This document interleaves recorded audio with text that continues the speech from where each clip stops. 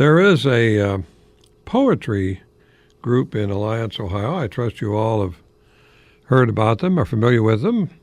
They are simply called the Alliance Poets. And they're having a contest. And I'm sure that we're all going to have some interest in it. After all, the whole point is that, well, if you write a poem or if you know something about a poem, you might understand a little more about what it means to say something and to say it effectively.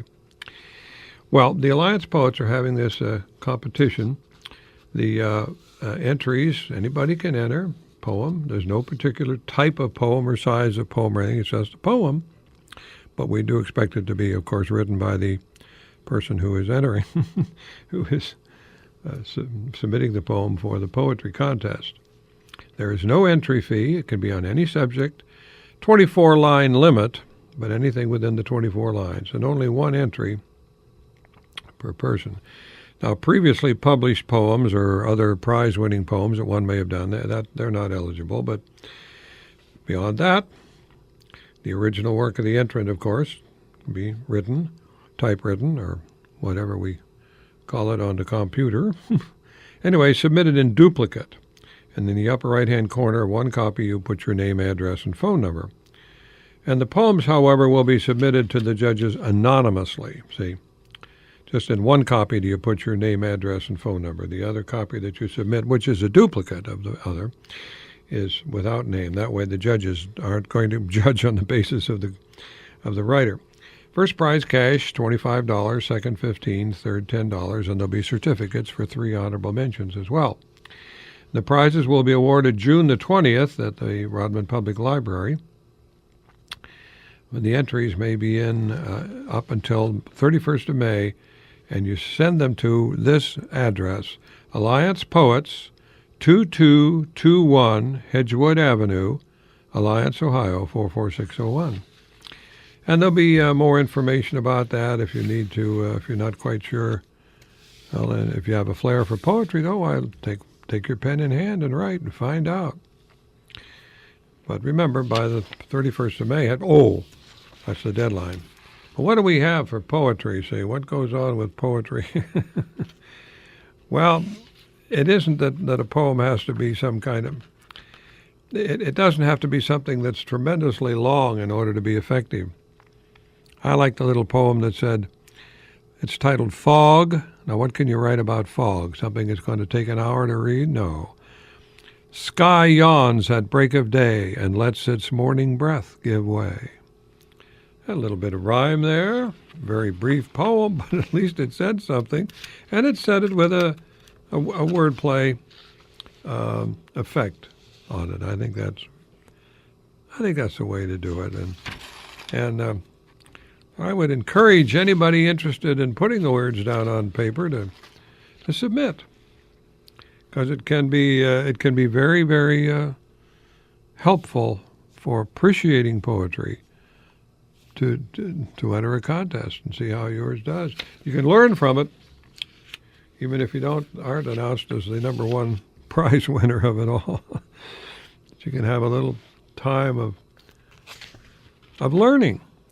How do you learn? Just by thinking? That helps. But even better might be the way that you actually try to put it on paper and see how it comes out. So I encourage you to do that. I mean, think about this very much. You can have some fun, of course, with it. You can make it a lighthearted poem or a serious one. It doesn't make any difference, just so it's a poem. And whatever. They said, well, does that mean it has to rhyme? Every line has to rhyme with every other? No. Whatever you wish to do. That's what counts. We just want to get the name and address, as I indicated, on one of 2 copies. And you're only permitted 1 entry.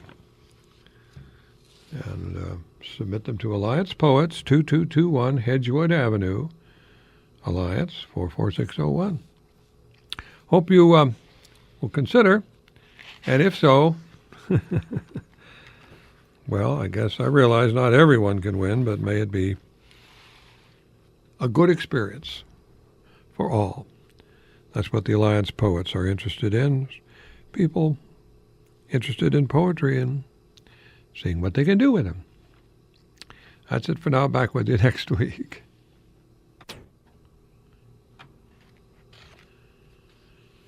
We talked about poetry last week and the poetry contest in Alliance, and all of you are encouraged to enter. Entries submitted to Alliance Poets at 2221 Hedgewood Avenue, Alliance. And the deadline is May the 31st. Submit 2 poems with your name and address on one, up in the upper right-hand corner of one of the 2 copies. The other one, which has no name and address on, will then go to the judges. But what about poetry? Can you have a nice, good poem just about what? What can you write about? Well, one of the ways in which you can, suppose you had a little stuffed animal in the house, you wanted to write a poem about it. Well, you don't necessarily have to have the rhyme. You don't necessarily have to have it all in just. But think about what this little stuffed animal might really mean or bring to you. Here's a poem called Stuffed Animal. Decoration for the bed, collector of dust, a fearless defender of ghosts, my playmate. There's the whole poem. Well, it's that particular poem. Granted, it's not just what we might say what all other poems look like. No, but you can have all sorts of possibilities with poetry. Think about putting in some curiosities or some ironic situations, or maybe just love and joy and humility. All sorts of possibilities is what you can write about. But I just wanted to share with you, Shel Silverstein is a very highly regarded professional poet. And if you take a look at one of his books, what did he write about? What did he write about for poetry? I jotted these down. He wrote about acrobats sneezing, about a hug-a-war, not a tug-of-war, a hug-a-war, a boat without a bottom. He wrote a poem about being inside a lion, one about an 18-scoop ice cream cone, a poem on how to belch, a poem on eating a whale, and a poem on seeing a Christmas tree on March the 25th, and many others. But it just suggests that although that we think that this poetry is supposed to be about something very specific and very, very, shall we say, important and very profound, well, that's not quite the case, at least not with Shel Silverstein. And so it is with thinking about poetry as a way of expressing ourselves, isn't it? And how do we express ourselves in some other ways, perhaps? Do we ever say, all the time? Do we say, yeah, well, here comes the worst phrase in our language, practically. You know what I mean?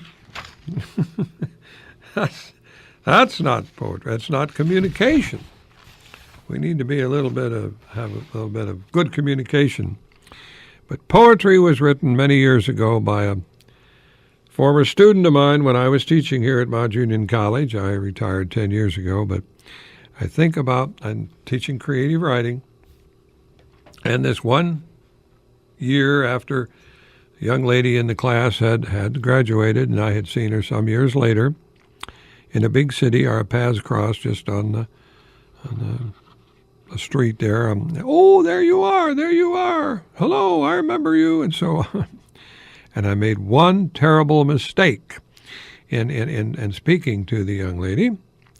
I said, you've put on a little weight, haven't you? Oh, I shouldn't have said that at all. She didn't like it.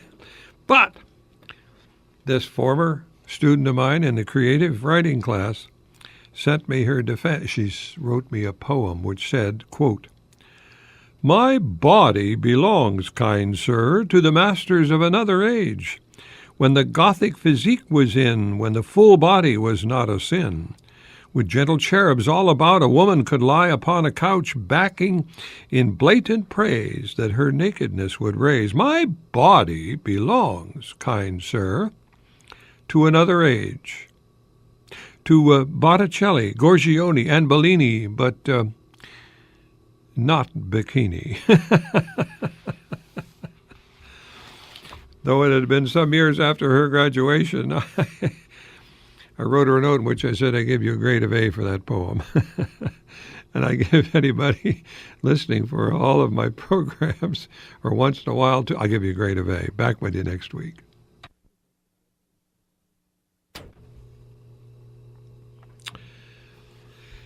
I think that Webster's definition covers the term very nicely. What term? The term pun.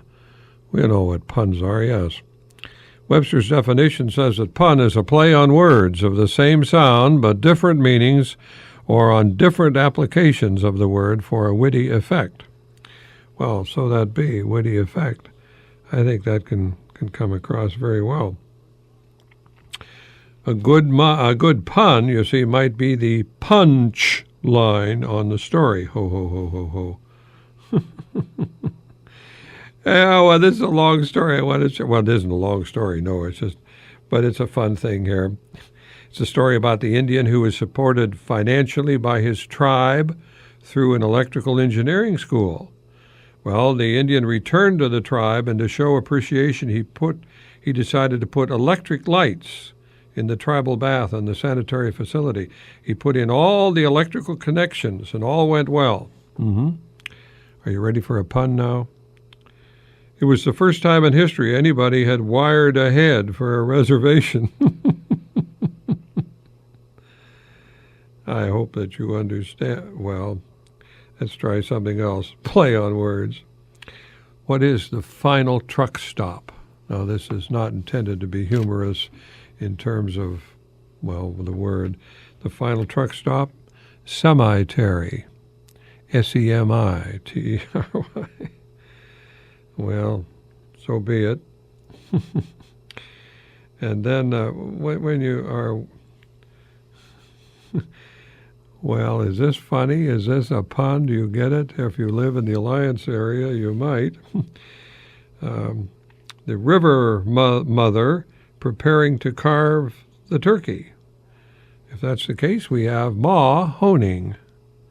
Oh boy, I better move on. Punzels, so be it. And you can come up with punzels that will, well, how about with some questionable definition, like a dirty honors student. What is a dirty honors student? Well, he got his degree, cum laude. And alien dress. Alien dress would be uniforeign. Oh, well. Now, if a Greek cat made a sound, what would it be? Moo, mew, mew. You see? Well, I hope you see. So be it. But my last one here for this, I mean, this is all just made-up junk. What is an 8-faced cat? A cat with 8 faces? It's an octopus. An octopus. Oh my, I realize that can be, you can go a little too far, I suppose, but here's the final one here. Suppose you've got a dog, and the dog is in jail. 90 degrees he's in jail.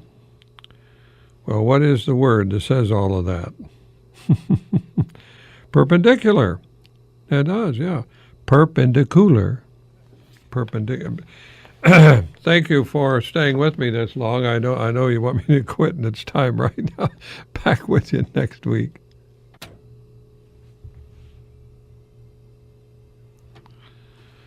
Dear friends, as a longtime English professor at Mount Union College, I came across many big words, students providing some, but others, just as you look in the dictionary and you become aware yourself of words you hadn't known about, that could well be.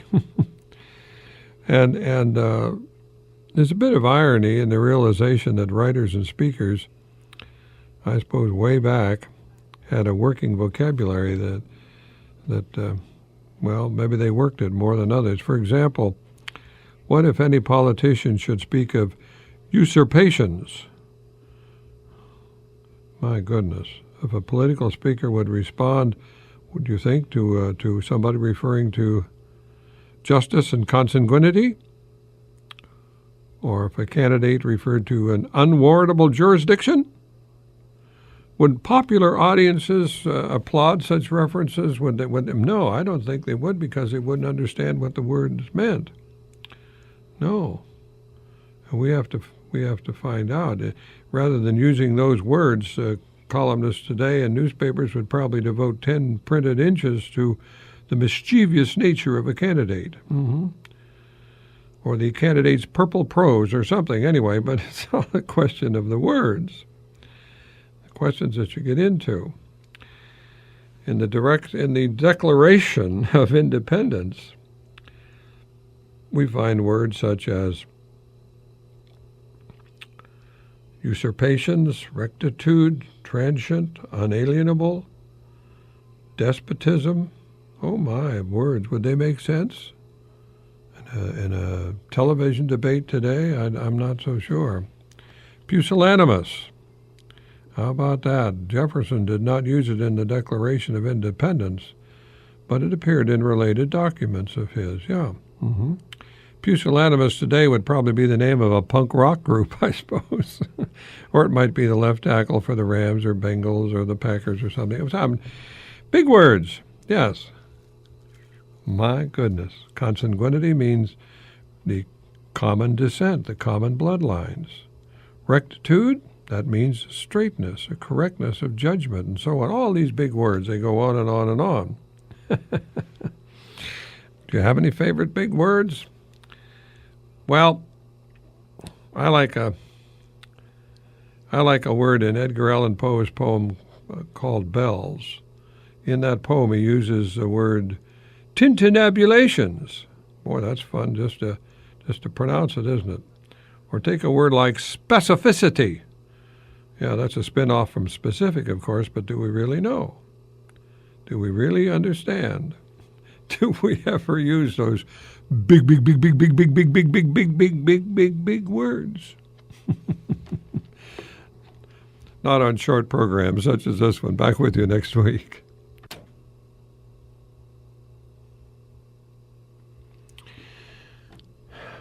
It's been many years since I was on the full-time faculty at the college, but I remember some of the circumstances as the old English professor. Oh, yes. It was no trouble this one day when I was grading some themes. I gave a grade of F. Oh, yes, I did. I felt I should. Well, with marking each misspelled word. There were 14 misspelled words in the theme. I made a comment or two, but when the student picked up his paper in class, I can still remember, I always will, an F! Professor Crist, how can that be? I said, well, young man, you have 14 misspelled words. That's about 1 out of every 25 words in the whole paper. He shook his head then and he said, oh, that can't be that bad. And I said, well, you have 14 major errors on 3 pages. That makes the grade of F. And then he brightened at that point and said, Professor Crist, I didn't make no 14 mistakes. You didn't? Oh, I only made 1. You just made 1 mistake? Yeah, I just forgot to use the correct spell button. So it was. The theme, of course, right there it was on the computer, and a 3-page paper with just 1 mechanical fault. He forgot to check the spell button. The spell button, of course, tells all of the correct answers there that the correct spell button does, and he forgot to push that button. Writing is learning how to push buttons. 1 mistake, as he interpreted it. Well, the upshot of it all, of course, is that, yes, I do the same thing on the computer, and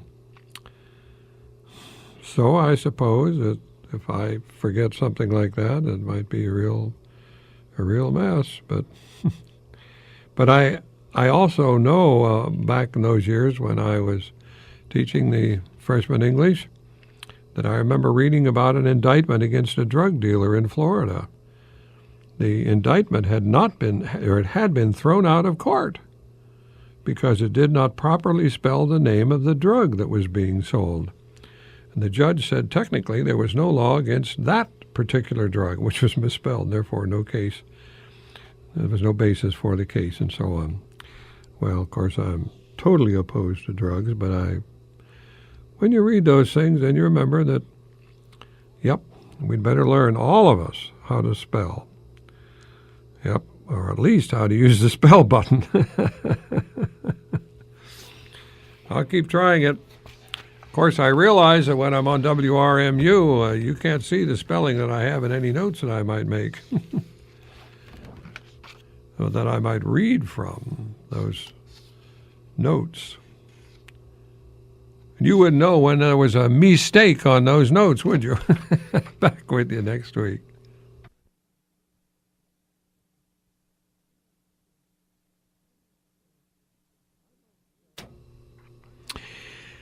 I must, I agree that there's a very fragile line between good communication and just a bunch of flubs.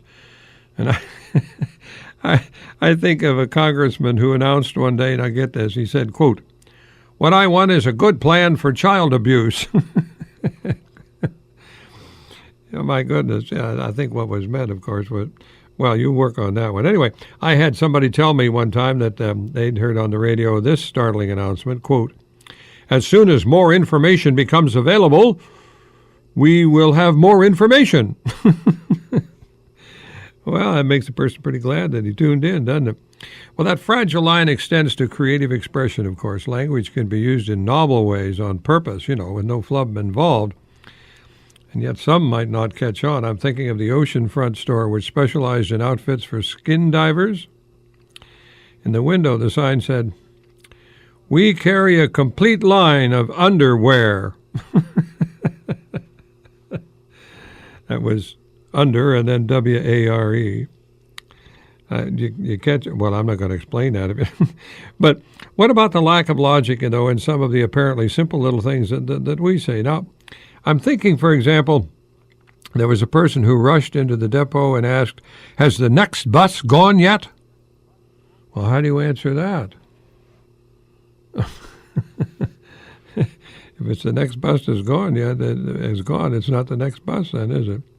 Well, one of my favorites is the Society page story, which stated that the couple had, and I'm quoting now, they had ended their long friendship by marriage. How sad. They no longer are friends. They were married. See, that's what it said. They didn't mean it that way, of course. But language is a very fragile device for us. We need it, and we need to understand it. And there are times when the best literature uses language in novel ways to underscore its fragile nature. Sure it does. But still, it's you get an ambiguity, double meanings, the basis of all the flubs. Of course, they could become the basis of literary profundity as well. That's the question. You're never quite sure. It's just, I'm thinking, and this will be the last one for today's program, but I'm thinking of Herman Melville's classic novel of Billy Budd. It's the story of an innocent young sailor impressed into wartime duty. He earns the respect of the captain, but the disdain of the crew. And the plot is devised to implicate Billy Budd in an act of mutiny. He's totally innocent, but because of the wartime situation and the great concern of the captain for further revolt, if action isn't taken, why, Billy is going to be hanged. A noose is put over his head. In his last words, Billy utters forgiveness for the captain. Then the rope is pulled upward and the execution is completed. But here's the the bottom line is that Herman Melville, in this novel, used a key word, a word full of symbolism and ambiguity for its reference. He didn't say that the rope was pulled upward and the execution completed. What he said was, Billy ascended. Ascended. Think about that. There might even be some religious implication in it. Well, that's it for now. But notice the author didn't say Billy Budd's body was jerked upward. No, he just said Billy ascended. Interesting word usage there, of course, in many very useful ways. Well, back with you next week. We have many different types of words in our vocabulary, of course. I like to think of some of them as snarl words and some of them as purr words. There can be a difference, of course. There are two useful ways to refer to terms in our vocabulary. They're either very nasty or they're very soothing, aren't they? Well, although nastiness certainly doesn't appeal to me as a primary ingredient for getting a good education, I could see the worth of an assignment, though, for a class using the text, a class in advanced writing. And the assignment would be to involve deliberate use of those snarl words. Snarliness, after all, it can be kind of lively, I have to grant that. And I told some students some years ago when I was teaching advanced writing here at the college, I said, now for Wednesday, I want you to write a paper expressing your opinion on a matter of your choosing, but make a solid attempt to use some snarl words. Don't just be bland or general. I'm not talking now about nasty words that are not the kind that you'd want to say in public. Oh, no. I'm just talking about some unusual usage of the words that you ordinarily... Well, for example, one student I remember describing the stupidity of a friend. He said, this kid is so smart, he'd lose a debate with a houseplant. That was an interesting way of saying it. And another, how about this for a snarly phrasing? He said, he has about as much common sense as an ice cube. Well, it helps to get the point across, doesn't it? And that's what counts. And I remember a student writing on the duplicity of network television programming. The student picked up some football jargon to put the executives in their place. He said, the student wrote, it's time to throw the penalty flag at the networks and march off 15 yards for subjecting us to unsportsmanlike programming. Well, that's an interesting way of saying it. Of course it is. I think it works out very, very well. And, well, just one more here.